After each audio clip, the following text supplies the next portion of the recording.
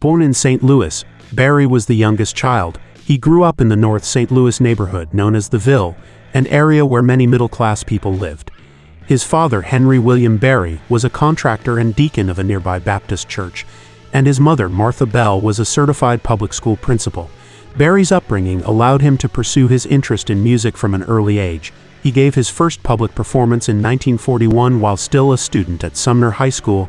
He was still a student there in 1944, when he was arrested for armed robbery after robbing 3 shops in Kansas City, Missouri, and then stealing a car at gunpoint with some friends. Barry's account in his autobiography is that his car broke down, and he flagged down a passing car and stole it at gunpoint with a nonfunctional pistol. He was convicted and sent to the Intermediate Reformatory for young men at Algoa, near Jefferson City, Missouri, where he formed a singing quartet and did some boxing. The singing group became competent enough that the authorities allowed it to perform outside the detention facility. Barry was released from the reformatory on his 21st birthday in 1947. By the early 1950s, Barry was working with local bands and clubs in St. Louis as an extra source of income. He had been playing blues since his teens, and he borrowed both guitar riffs and showmanship techniques from the blues musician T-Bone Walker. He also took guitar lessons from his friend Ira Harris, which laid the foundation for his guitar style. By early 1953, Barry was performing with Johnnie Johnson's trio, starting a long-time collaboration with the pianist. The band played blues and ballads as well as country. Barry wrote, "Curiosity provoked me to lay a lot of our country stuff on our predominantly black audience, and some of our black audience began whispering, 'Who is that black hillbilly at the Cosmo?' After they laughed at me a few times, they began requesting the hillbilly stuff and enjoyed dancing to it." In 1954, Barry recorded the tracks "I Hope These Words Will Find You Well" and "Oh Maria" with the group Joe Alexander and the Cubans. The songs were released as a single on the Ballad label.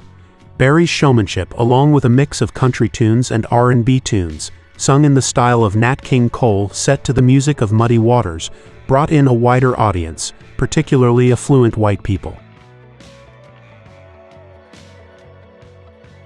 In May 1955, Barry traveled to Chicago, where he met Muddy Waters, who suggested he contact Leonard Chess of Chess Records. Barry thought his blues music would interest Chess, but Chess was a larger fan of Barry's take on Ida Red. On May 1955, Barry recorded an adaptation of the song Ida Red under the title Maybelline, with Johnnie Johnson on the piano, Jerome Green on the maracas, Ebby Hardy on the drums, and Willie Dixon on the bass. Maybelline sold over 1 million copies, reaching number 1 on Billboard magazine's Rhythm and Blues chart and number 5 on its bestsellers in stores chart for September 1955. By the end of the 1950s, Barry was a high-profile established star with several hit records and film appearances and a lucrative touring career. He had opened a racially integrated St. Louis nightclub, Barry's Club Bandstand, and invested in real estate. But in December 1959, he was arrested under the Mann Act after allegations that he had had sexual intercourse with a 14-year-old Apache waitress, Janice Escalante, whom he had transported across state lines to work as a hat check girl at his club.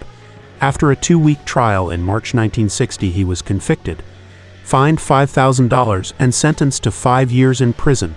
He appealed the decision, arguing that the judge's comments and attitude were racist and prejudiced the jury against him. In short, Barry returned to Chess from 1970 to 1973. There were no hit singles from the 1970 album Back Home, but in 1972, Chess released a live recording of My Ding-a-Ling, a novelty song which he had recorded in a different version as My Tambourine on his 1968 LP, From St. Louis to Frisco. The track became his only number 1 single. A live recording of Reelin' and Rockin', issued as a follow-up single in the same year, was his last top 40 hit in both the US and the UK. Both singles were included on the part live, part studio album, The London Chuck Berry Sessions. Barry's second tenure with Chess ended with the 1975 album Chuck Berry, after which he did not make a studio record until Rocket for Atco Records in 1979, which would be his last studio album for 38 years. Barry's touring style, traveling the oldies circuit in the 1970s, added ammunition to the Internal Revenue Service's accusations that Barry had evaded paying income taxes. Facing criminal sanction for the third time, Berry pleaded guilty to evading nearly $110,000 in federal income tax owed on his 1973 earnings. Newspaper reports in 1979 put his 1973 joint income at $374,982. He was sentenced to 4 months in prison and 1,000 hours of community service performing benefit concerts in 1979. Berry continued to play 70 to 100 one-nighters per year in the 1980s, still traveling solo and requiring a local band to back him at each stop. In 1986, Taylor Hackford made a documentary film, Hail Hail Rock and Roll, of a celebration concert for Berry's 60th birthday, organized by Keith Richards. Eric Clapton, Etta James, Julian Lennon, Robert Cray, and Linda Ronstadt, among others, appeared with Berry on stage and in the film. In 2008, Berry toured Europe. In mid-2008, he played at the Virgin Festival in Baltimore. During a concert on New Year's Day 2011 in Chicago, Berry, suffering from exhaustion, passed out and had to be helped off stage. Berry announced on his 90th birthday that his first new studio album since Rocket in 1979, entitled Chuck, would be released in 2017. His first new record in 38 years, it includes his children Charles Berry Jr. and Ingrid on guitar and harmonica, with songs covering the spectrum from hard-driving rockers to soulful, thought-provoking time capsules of a life's work, and dedicated to his wife Toddy. On March 2017, Berry was found unresponsive at his home near Wentzville, Missouri. Emergency workers called to the scene were unable to revive him. He was pronounced dead by his personal physician.